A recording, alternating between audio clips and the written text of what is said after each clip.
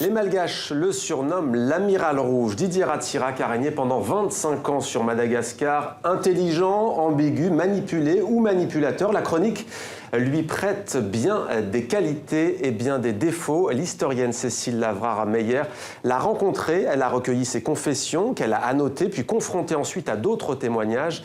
Merci d'être avec nous sur TV5 Monde. Vous êtes donc l'auteur de ce livre, Didier Ratsirac, Transition démocratique et pauvreté à Madagascar, entretien avec un président de la République de Madagascar. Alors c'est un témoignage assez inédit sur l'histoire malgache et sur l'exercice même du pouvoir sur la grande île francophone. 70 heures en tête-à-tête avec l'ancien président de la République de Madagascar. Vous en ressortez au fond avec un point de vue assez nuancé. Oui, ce n'est un témoignage ni en faveur ni à charge de Didier Ratsirac. Ce que j'ai souhaité, c'est lui donner la parole pour une mémoire d'État. C'est une mémoire d'un homme, une mémoire individuelle, mais qui a incarné un temps la mémoire d'une nation, la nation malgache. Ce que Pierre Nora appelle une mémoire d'État, c'était l'objectif de ce livre. Donc effectivement, 70 heures d'entretien en tête-à-tête sur près de 2 ans avec Didier Ratsirac, avec des questions non préparées, préparées par moi mais non préparées par lui, auxquelles il a répondu du tac au tac et que j'ai essayé de détailler autant que possible pour aller vraiment dans la substantifique moelle. Alors vous avez eu accès à des documents assez officiels, disons-le, notamment un document de l'État français, du ministère des Affaires étrangères, en tout cas de la Direction des Affaires étrangères. Vous citez ce document notamment qui qualifie ainsi Didier Ratsirac, gaulien pour les uns, manipulé pour les autres, séduisant pour tous, intelligent assurément. Peut-être après tout est-il à l'image du pays, orgueilleux mais aussi ouvert, complexé, habile, produit composite du métissage culturel et de la tradition. Je ne vous demanderai pas ce que vous pensez de lui, mais est-ce à vos yeux une définition qui le caractérise bien, l'ancien chef d'État ? Plutôt qu'une définition, ce sont des questions, vous le remarquerez. Effectivement, c'est un travail d'archive que j'ai fait et je suis tombée sur cette notice biographique dont il me semble qu'elle pose de très bonnes questions sur Didier Ratsirac que j'essayais de retraduire dans nos entretiens. Alors je disais, surnommé l'amiral rouge, il n'aimait pas du tout ce qualificatif. Quelle est sa ligne politique ? On le présente souvent comme un chantre du socialisme à la malgache.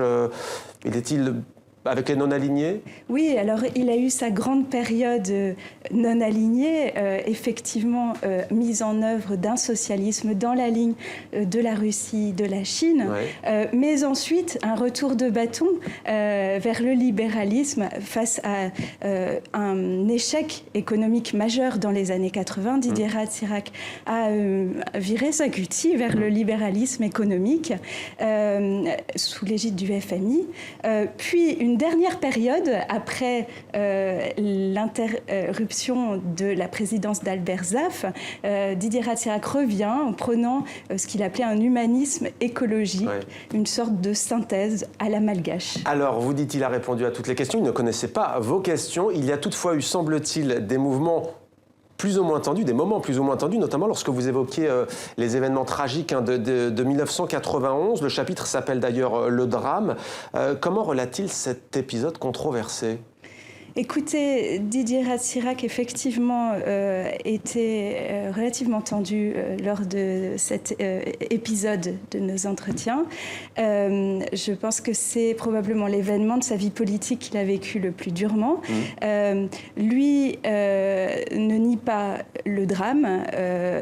Néanmoins, il affirme qu'il n'avait à tout le moins piloté aucun tir vers la foule.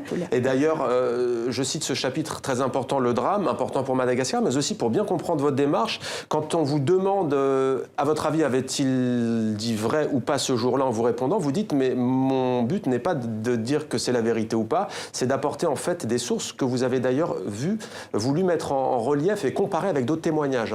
Exactement, donc j'ai mis toujours le propos de Didier Ratsirac en regard avec d'autres témoignages et d'autres prises de parole d'autres scientifiques sur chacun des événements que nous avons traités.